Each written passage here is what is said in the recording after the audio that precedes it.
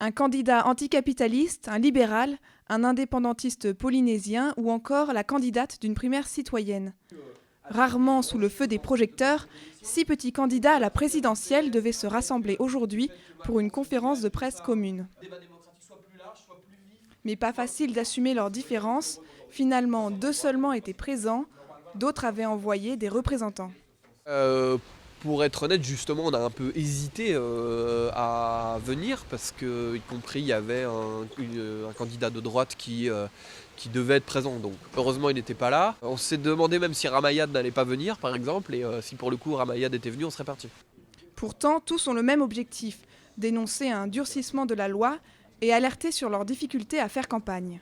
Déjà, c'était pas simple avant d'être candidat à l'élection présidentielle, mais maintenant, il faut en plus que les différents signataires, donc les élus qui sont en capacité de signer, on connaît leur nom immédiatement lorsqu'ils vont transmettre les documents officiels au Conseil constitutionnel, ce qui fait bien sûr amène à ce qu'il y ait des pressions parfois sur certains élus pour qu'ils ne signent pas en faveur de tel ou tel candidat.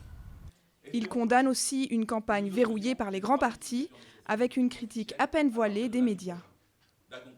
Depuis le 21 avril 2002, tout le monde dit qu'il y a un besoin de renouveau, que le pays crève du manque de renouvellement, mais on a 0 seconde sur la plupart des grands médias depuis 3 ans. Ça pose, alors que les mêmes qui ont tout foutu en l'air, qui vont d'échec en échec, qui amènent le pays au bord du chaos, ceux-là continuent à pavoiser. La règle est la même pour tous. Le dépôt des parrainages commence samedi. Les candidats auront jusqu'au 17 mars pour rassembler leurs 500 signatures.